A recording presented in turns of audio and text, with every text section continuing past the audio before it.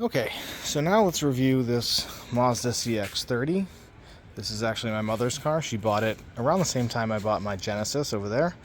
I just gave it a nice little wash. It's got about 1,000 miles on it, maybe a little more. This is one of the best cars you can buy for the money. There's no question about it. This is the CX-30 Turbo Premium Plus. So it's the fully loaded with the turbo 2.5 liter. This was $37,000 with no discount. But what it did have was a 0.9% interest rate, which made that this was a really good purchase, especially when the predominant rates are about 7% for no specials. It was 0.9%, and actually in some states it was 0%, I believe, for 36 months. So really good though. This one was in North Carolina, so that's where the rate came from. And in Florida, I know it was 0%. It's a great looking car, and like we see, it has metal wheels. By metal, I mean it's got alloy wheels. They are 18-inch wheels at all four, 215 width tires, 55 sidewall. So pretty nice SUV tires. These are actually rated for like 80,000 miles. They're definitely more of a durability and touring tire rather than a performance tire like the Genesis. But 18-inch wheels comes on this. It's all-wheel drive. Again, this is the 2.5 turbo Premium Plus. So it has everything. It has that nice 200 and whatever horsepower engine, maybe 275, but it's over 300 pounds-feet of torque on premium gas, so it's amazing. Very quick, 0 to 60 in about 5.8 seconds, 5.7 seconds. And you just can't get that for this price range in a compact SUV these days. Now, if you don't care as much about the speed, you can get a similar price, like a couple $1,000s more, CX-50, which has a little newer styling. Not this is a new styling, it's a new model, but like it's got the more of a square styling than the pointy Mazda front, like that. But it's slower. It's second slower than this. But it would have, I think, a panoramic roof and a little more space inside. What this has is a sunroof, just not panoramic. It does have a heads-up display, which is fantastic. Blacked out mirrors, which I really like. This is driver's side dimmable mirror. It has blind spot, obviously. It has cameras on the outside on each mirror, back and front. Another nice feature is these really cool blinkers in the mirror. We also have these running lights blinkers down below right here. It's a nice little sleek design feature. Sensors in the front as well. There's that camera in the front, right up there if you're not seeing it.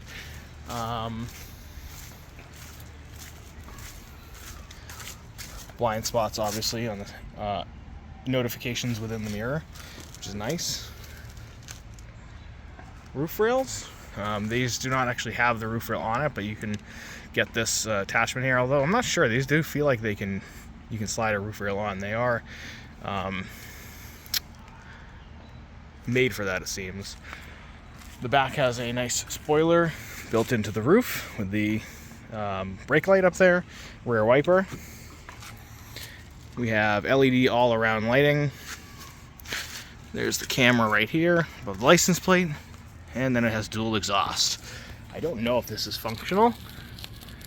It looks like it's one giant, so it's not. As you can see, it's got one pipe going to dual exhaust, so that makes sense because it's still a four-cylinder, but it's 2.5 turbo.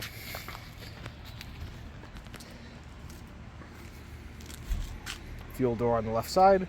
It is push to open, which I really like. Unlike mine, which is a button. I wish it was fuelless or capless filler, though. That would have been a nice feature. It can lock, obviously. And then this does have touchless entry, touchless lock, so lock it like that. Put your hand in there to unlock it. It does have features like lock when you move away, unlock when you approach, obviously. Very cool features. Let's see if we can look at the hood, under the hood. So this is actually the first time I'd lifted the hood. It's a very heavy hood, which I guess is a good thing. You want to have a solid hood. It doesn't flap up and down in the wind. It does not have pneumatics, or hydraulics. It's a rod, which is fine. You're not going to be under it much anyways because it's a pretty reliable car. As you can see, it's all-wheel drive car, so it's mounted front-wheel drive biased. Sorry, battery up front, not in the back, which is a nice feature. It's a nice-looking engine, and there's not much to see with the cover on it. But these are super reliable cars. I mean, this was Car and Driver's #1 in the segment. Recommended car, maybe #1. It was top 10 overall, #1 in the segment, which not surprising. I mean, this thing is amazing to drive, and if it's as reliable as it's supposed to be, then I think it's definitely a worthwhile purchase. So let me switch to the interior and we'll see what we have going on in there. Okay, so let's start down here. So the first thing, and I want to do it right now so I can take my foot off the brake, is this parking brake. It's electronic, just like most modern cars today, and that's holding us on a little incline right now. It does have auto hold, which again, if you're like at a drive-through and you want to take your foot off the brake without putting it into park, you can just choose auto hold and it'll hold the car where it is. We have our knob for the navigation system right here. So we have home, back. This is for destination. It's kind of like stuck up on this Connect Bluetooth device because it's not my phone in here. There, so I hit this button, brought us to the nav screen. Again, no CarPlay or Android Auto is connected currently. This, like my G70, does not have wireless Android Auto or Apple CarPlay, which is a bummer. That's definitely, like my G70, the biggest dock I have to give for this, because it's just it's a bummer that in 2023 that we're still dealing with that. But either way, I mean, again, that's really the only, it's kind of like nitpicky there, like how we 5 years ago or 6 years ago we didn't have Android Auto, so now we have it and everything, and we're already complaining that we don't have wireless. But still, I do wish it had wireless in the top trim level, especially because like in the G70, Hyundai has this. I don't know if Mazda does. I'm guessing it does. But they have lower versions that have Android Auto and CarPlay wireless. And it just bums me that they don't put it over every version. But again, I digress. It's not really that important. So again, we use this knob here to control the nav screen, infotainment center. It's got very good stereo. I will show that in another clip again. We have our audio volume adjustment and power button here. This is a favorite button. So like on my car, I have it set up to go to Android Auto. This one you can set it to wherever you want. On here, it seems to be set up as a favorites button, so you can set whatever your favorites you want up there. Climate control buttons are located up here above the shifter. So we have dual zone climate with auto and sync. These are pretty nice, solid feeling buttons. They're kind of like my Genesis, where they're vertical, but the whole thing doesn't move. So this nice little protector bar here. But up, down, AC, power, push in for auto, push in for sync. Heated seats, both sides, defroster, heated steering wheel. No cooled seats on this model, which is surprising. I think that's just a premium add-on for a lot of cars. My Edge had the cooled seats and heated seats, and that was like a Alcantara seating material. Well, this is full leather, and it is perforated, so I'm a little bit surprised. As you can see here, when we start the car, I have it set up to, I'm just really confused about this whole getting it to show on the camera. I don't know why that black band keeps popping up, but I have it auto set to show the camera when you turn the car on with the front view and then the 360-degree view. So you can see right here, and there's Rocket. You can see him. You can see Rocket right there. That's pretty cool.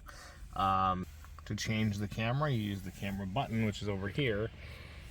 So you just push this, and that will change your camera views. If I can get this to line up. Wow, that's so weird. Okay, so there you go. So there's our more full widescreen front. Wow, this is nuts.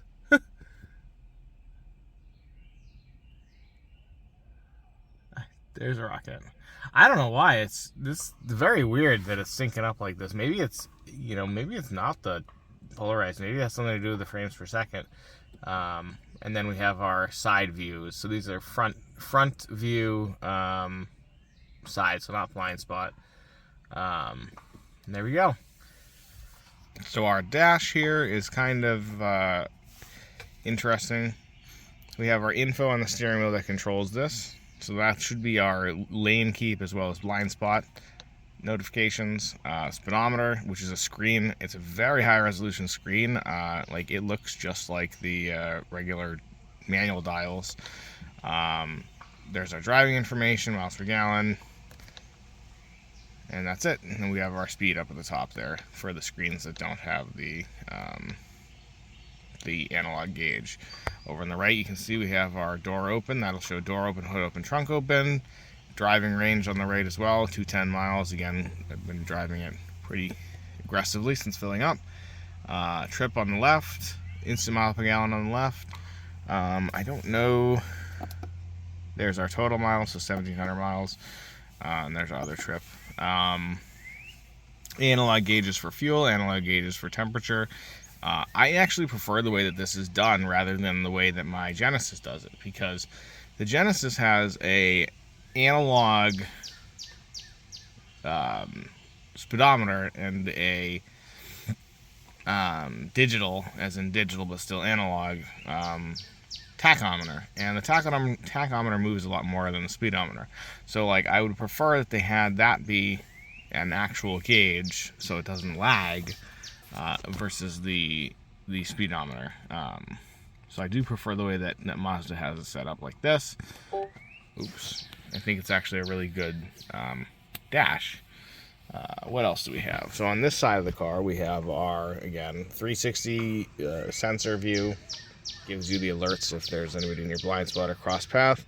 Then our camera button again. This is the parking sensors. So like the beeping as you back up. I'm surprised that's off. Maybe may have been hit an accident, but and this one I'm not really sure what this is. I think this is like, I'm not consulted book. Okay, so that is off-road traction assist. I mean, it kind of makes sense. I think what it does is it puts a little more effort into the all-wheel drive system, because it says if you drive with that on a lot, it will cause errors within your all-wheel drive system. So I think it really just it's a one-time use. You know, if you're driving on the beach or through some soft terrain, it'll help free stuck tires, is what it said. So down below we have our power lift gate, which is a nice feature to have. A lot of cars have that now. This is no exception. Then we have our driver 1, driver 2, and our set. So that's for the seat settings. So this is power, full power front seat with lumbar. It is a one-section lumbar, so that you cannot move it up or down. So we have the tilt back, or tilt forward, tilt back, slide forward, slide back. There is also a raise lower bottom and the back as well. So it's got a pretty high seating position by default. Like it's the lowest it is, and that's pretty high. It does not have a power steering wheel. This is manual adjustment, but it is telescoping and tilting. So it's a nice adjustable steering wheel, but it does not have power on it. That's something I would have liked to see, but it adds weight and it adds extra expense, and a lot of people don't care about it. I only care about it because it makes it easier to get in and out of when the steering wheel kind of pushes away. Although my Edge was a lot better at it, as was my Charger, than the G70. The G70 doesn't really move the steering wheel that far away. So, passenger seat is not power. It is a manual tilt, manual slide, which is probably the most surprising part of this entire car, because I would never have expected a car with all this premium features to have a manual seat. Doesn't really matter too much, considering that it's not, you know, you're not going to be driving it that often or riding it as passenger as the owner, and then the seat can kind of stay where it is. So it's not a big disadvantage, but it is a surprise, I think. Now over to the glove box that I already opened. It's quite a large glove box. It does have a I'm trying to get this. It does have a section for your manual, which is very nice, because a lot of cars don't have that anymore. And it closes right up in there. Each door has a nice side pocket, and also has this nice two-tone leather that we can see everywhere. So brown and black. There's different combinations for this car based on the exterior color. But so side pocket on each door. It has these cup holders up here, 2 of them. You can't really fit a large or a tall drink, I should say, because it kind of gets pushed in there. The center console slides forward, slides back, which is very nice. You don't have to kind of close it on your cable because it goes right out the front. It's a really awesome feature. I'm really glad that they added that in the car. I don't know why more don't do that. Okay, so it can't open from the fully forward position apparently, but it can open from the back position, the middle position.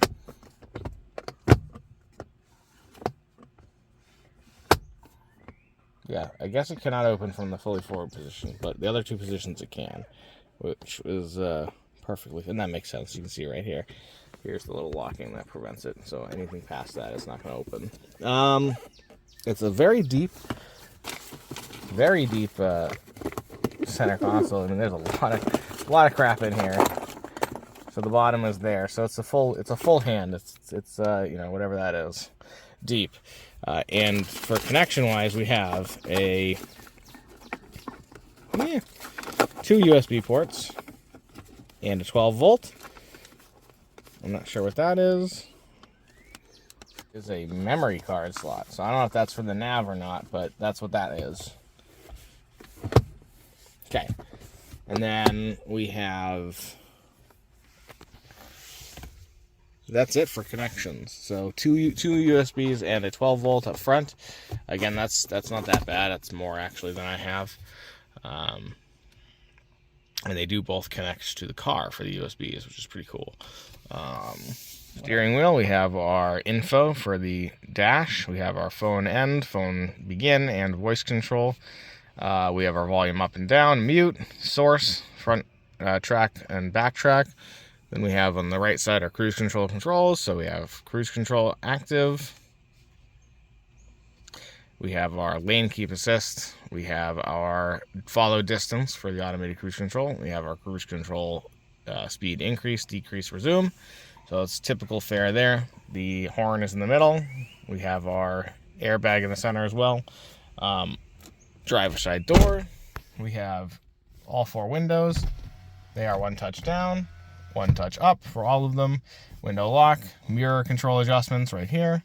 Door locks on both front doors. Again, this is a nice two-tone door panel.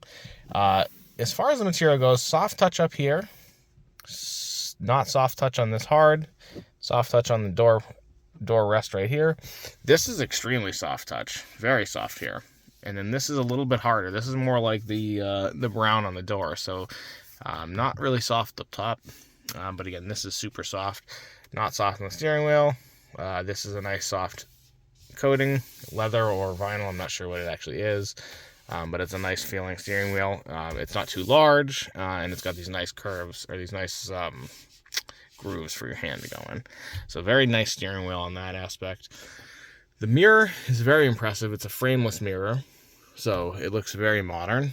The Genesis mirror I have looks a lot more dated, as was my Edges. As you can see here, it has home link right here.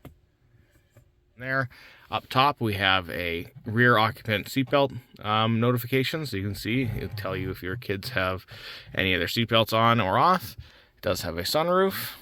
It does have these windows. These sunglass holders. We have all lights active right there. They are LED, left, right, on, off with door. Here we have our sunroof, which is a very nice sunroof. And then we can close it. One touch. Unlike the G70, this is a manual pull close cover, which is perfectly fine and not needed to power on that. Our mirrors here have a light. Also a light. And they do have these pull adjusted things here.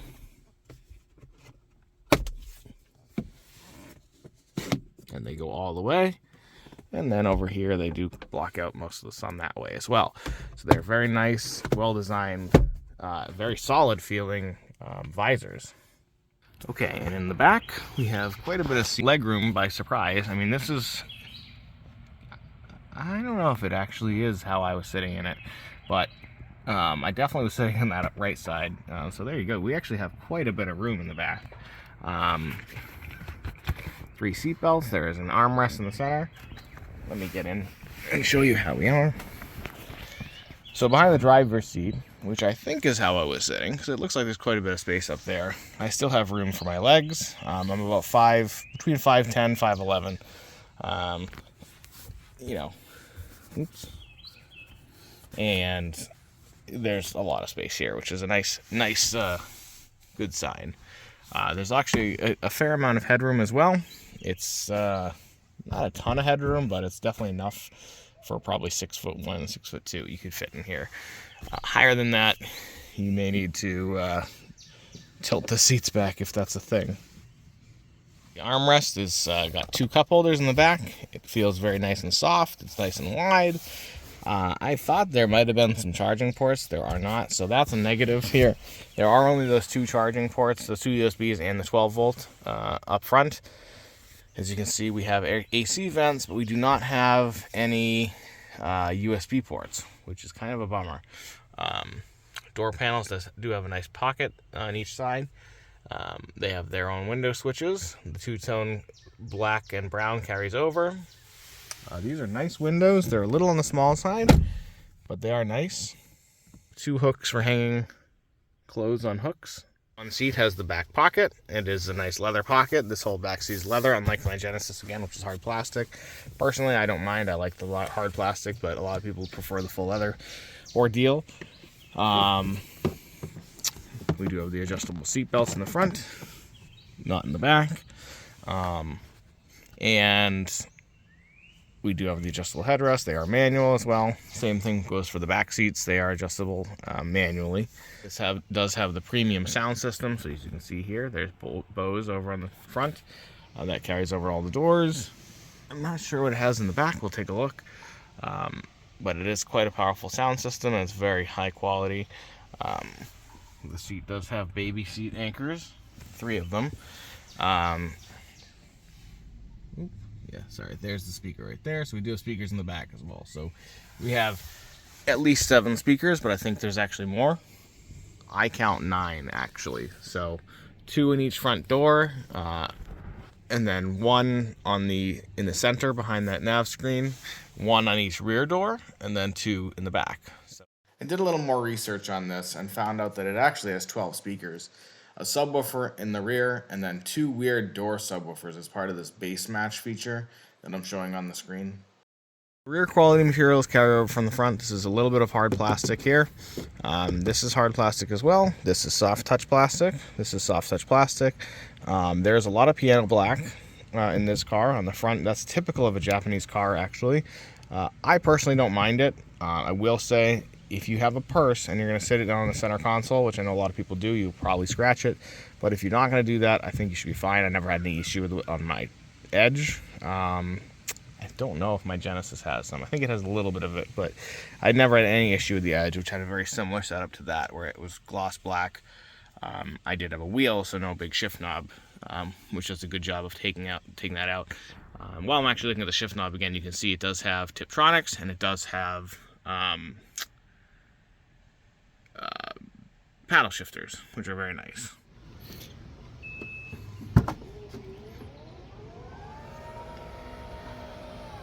So you can see here, had an automated trunk. This is not a stock mat that came in the car. That is, I don't know what we have underneath it. So it is not reversible like my Edge, or like my G70. And in the back we do have a tire. It is a full size but a donut, so it's not full width, but it's full dimension. You can see here we have our anchor spots in the back seats. This does have the ability to have a cargo cover. I'm not sure where it is, or if it came with it, or if it's an extra. Then we have our fold flat seats, 60-40 split.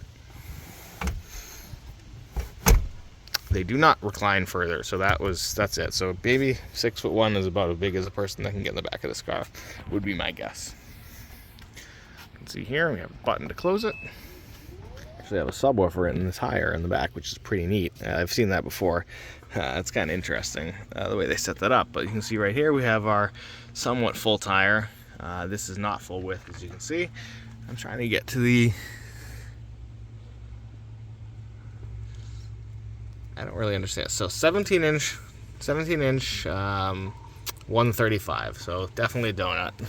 And it's actually not full size because this car has 18 inch tires. So, but that's a lot easier than the repair kits that come with the car. So you can see right here, we have our jack over here.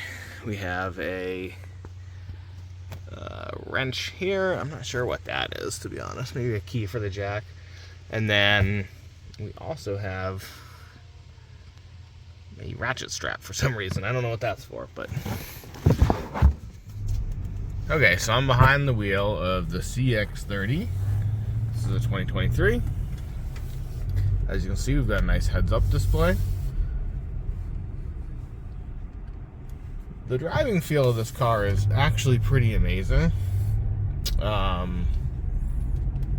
sure why that squirrel decided not to move, but it's got a lot of pep to it, and it feels pretty nimble, even with its giant SUV tires on it. So it has pretty thick sidewalls on these Turanza tires that have a long life on them, but it doesn't feel like it's sloshing around. And I'm not even in sport mode right now, but definitely feels well planted. It's a very spacious interior for what you get, and that surprises me because it looks pretty small on paper, and it looks small in reality too. Now this is actually smaller than the car this replaced, which was an ILX, a 2019, I think. I know. You can see there, I don't know if you can see it, but it has stop sign recognition that pops up on the heads-up display, which is pretty cool.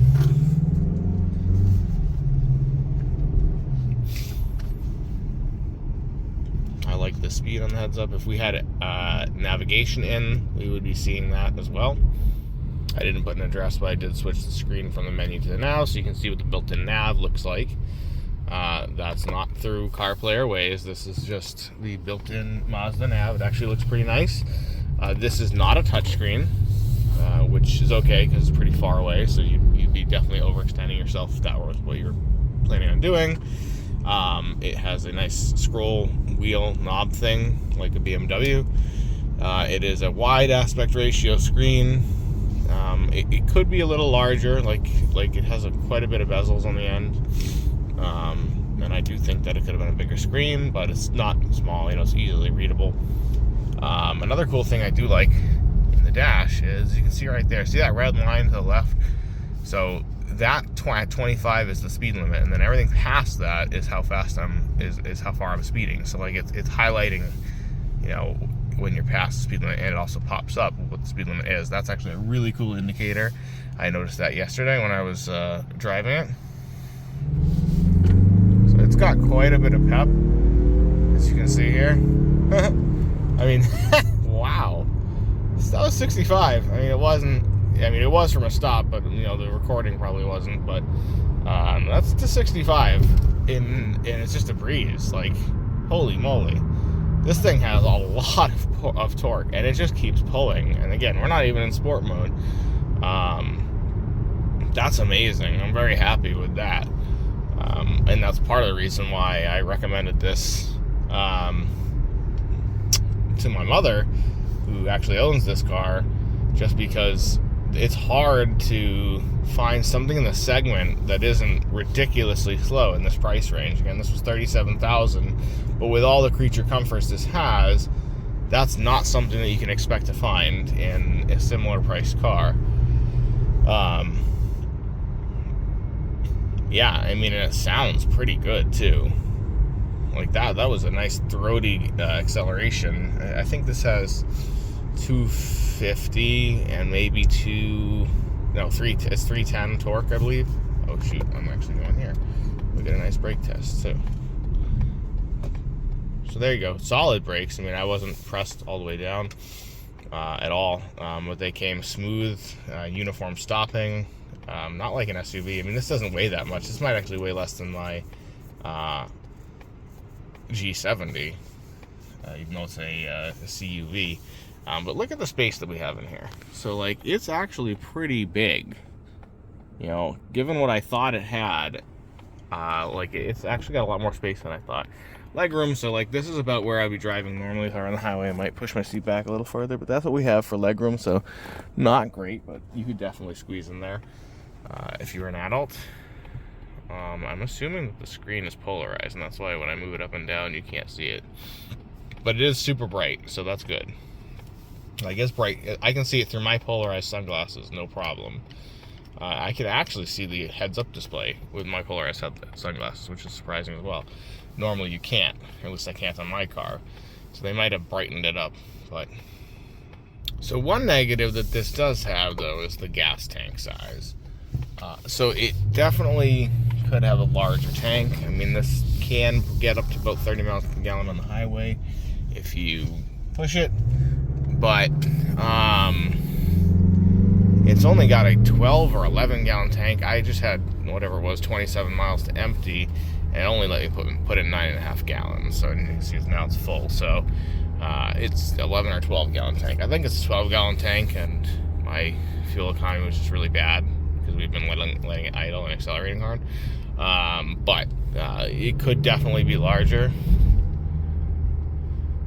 So I don't know, this is 25. I don't know if school is in session, but that was a bad choice of road, I guess. I wanted to see how this did in some of the twisty bits, but we can talk about how refined it is then instead. So I'm not talking very loud at all. One thing that's great with this versus my car is how quiet the tires are. I said it before.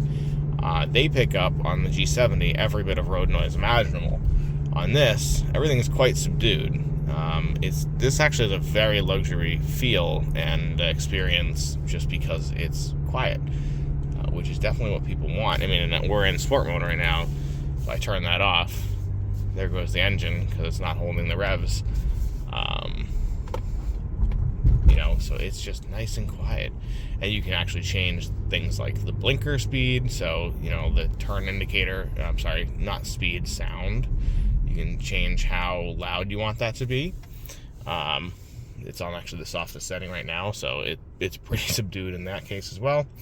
It does have a Bose stereo, which sounds very nice. I'll do a different clip on the audio test, because last time I did on the G70, they demonetized the video, even with the intro and outro music, which are royalty free. But so I'll do a different clip with that, just so the whole thing doesn't get, you know, demonetized in that. Yeah, let's not in sport mode again, but so I turned it off. But I mean, for not being in sport, it's pretty. I mean, that was the 50. I mean, it's a quick little car. Again, 0 to 60 in 5.7 seconds is what you can expect, best case, but it's just powers through. Like, there's no slowdown from at least up until 60, you know. After that, there might become a slowdown, but, like, it just powers through consistently from 0 to 60 because of all that torque.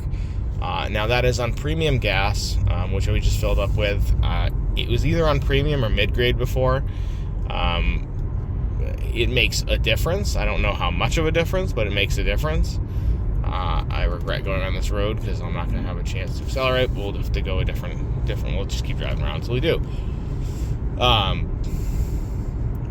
Because it supposedly makes it give you an extra like 50 torque and 30 horsepower on premium gas. I mean, my Edge did a similar thing. What kills me, though, is that the car makers still say that regular is required.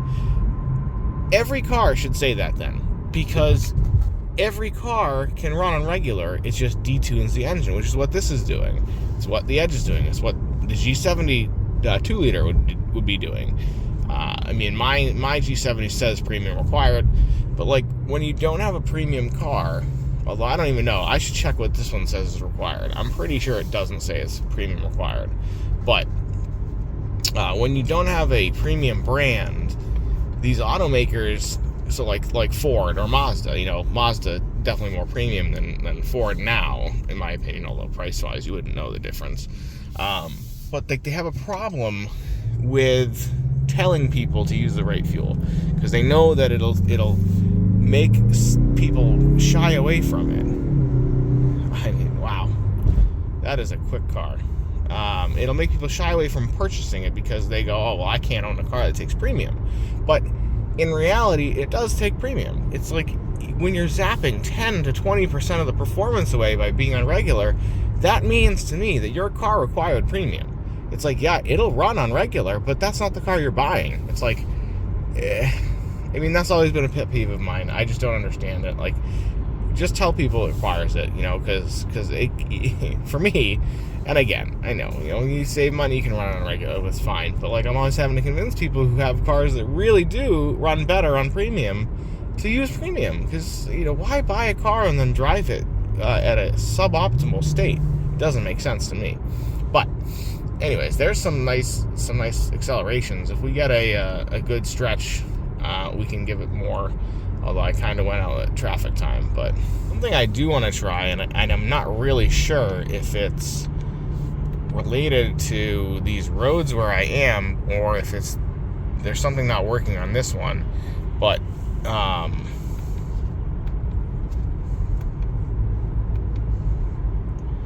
it is. Where is this? Okay. So I have that on set. Okay.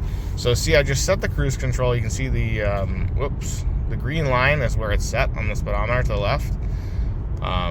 So it just tells you where that normally goes. If you set it faster, then it will stay up there even if the car in front of you reduces its speed. It's adaptive cruise control. But what it's supposed to have is this auto steering feature. It's supposed to have the lane keep assist, and it just doesn't seem to do it. Like, I don't know why. I don't know if it's just not picking up the lines, but like you can see, it's not steering like my Genesis does. And I looked in the book, and it definitely is supposed to be doing that. And I just don't know if, like, you can see there, those lines aren't illuminated. Like, it just can't pick up on the lines because they're so faint. But it does, at least the radar portion of this does work. Like you can see, it's slowing us down all by itself. It's not me. And I should be in the left lane. I'll just go and do a turnaround, I guess. But I'm not touching the brake or the gas right now. It is doing that, so that works very well. Let's see if it takes us all the way down.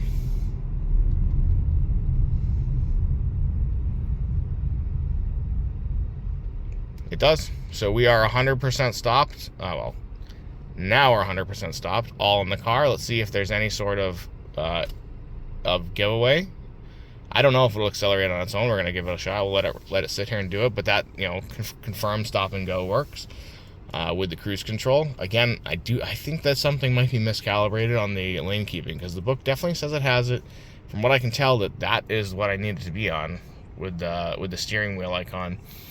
But it's pretty unusable as it is. Like, if you're going to try and rely on that, which is a big time bummer as far as I'm concerned. Okay, so interestingly enough, it did not accelerate on its own. At least it didn't yet, and I wasn't willing to let it sit there. Although now it is accelerating again. I just had to hit the gas pedal. So I guess you have to hit the gas pedal to get it to take off on its own after it was stopped. As you heard, it beeped though. So it does seem to have the same sort of alert, at least when it's on cruise control, that my G70 does with where it's got like a pull away, and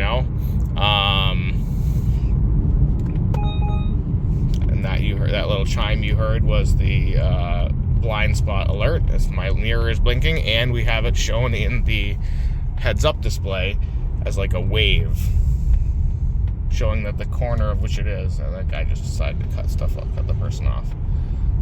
Alright, so we're gonna go right now, and I'm gonna go down here. I don't know what this road is, but we're gonna do it. Okay, let's try and go. A little bit of wheel slip, even though this was, there you go. That's the 60. Now, we did a little wheel slipping because we were turning out of a road when I did it. But that was flat. There was no gas brake combo. This thing is quick. It is all-wheel drive, so it kind of surprised me that we were able to break the wheels loose.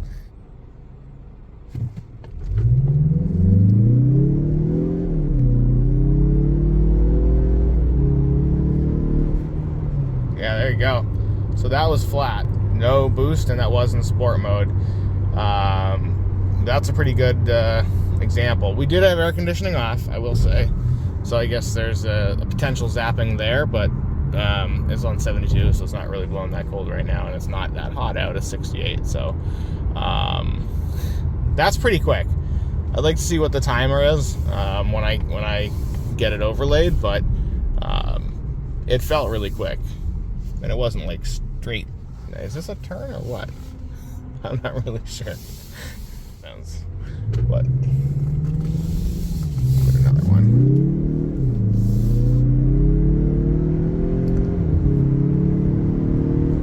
This thing is so fast. This is so fast for a regular SUV. And it feels it too. It's got a lot of pull. It's got a lot of pull with that torque. And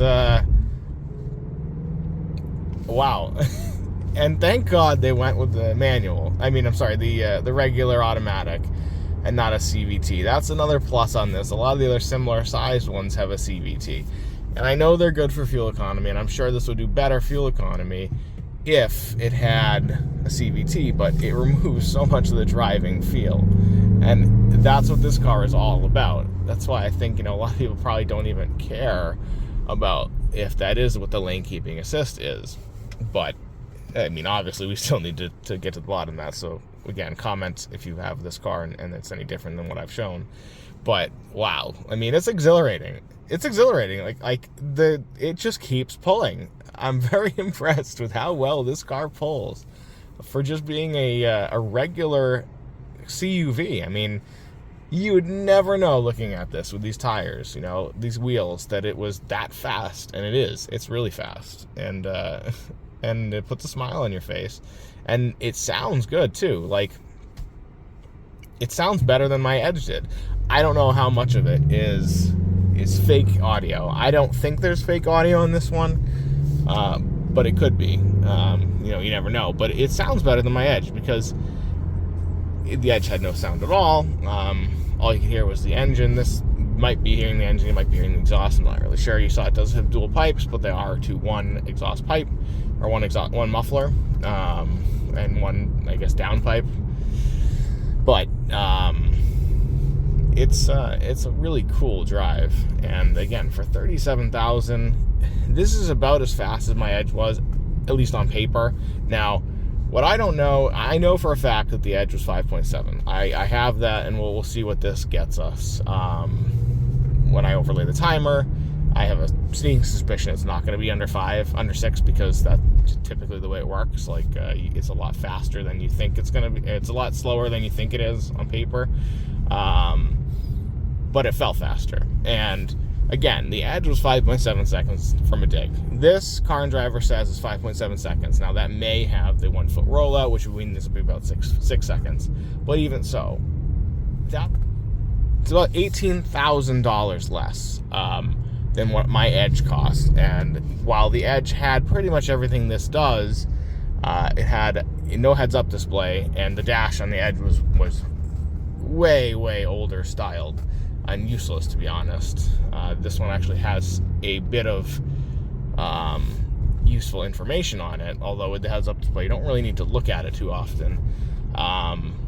This has a more current than mine, because mine was 2020, nav screen. So even though it's smaller, or maybe not smaller, it's just a different aspect ratio. Whereas the new Edge does have the portrait style giant stick out nav screen, so you can't really fault it on that. But other than those couple of changes, there's not much different on the Edge versus this, despite that huge price tag. And the Edge is a little bit bigger, but if you're comparing to the lesser Edges too, so remember, mine was fully loaded, so it had the panoramic sunroof. which again this doesn't have actually, but it does have a sunroof. The cheaper Edges didn't have a sunroof, and the cheaper Edges had chunky tires too. So even at that base price, you're looking at $47,000, $48,000 for those, whereas this fully loaded with no discount at all was $37,000, and at the time, and maybe still, this was 0.9% interest, which is crazy because, you know, the Edges were no discount at all, and that mean that they were really expensive. You know, 6% interest, which is basically like adding a couple $1,000s to the car. The CX-30 is a great car, and if you like this video, please don't forget to like, comment, and subscribe. Thanks for watching.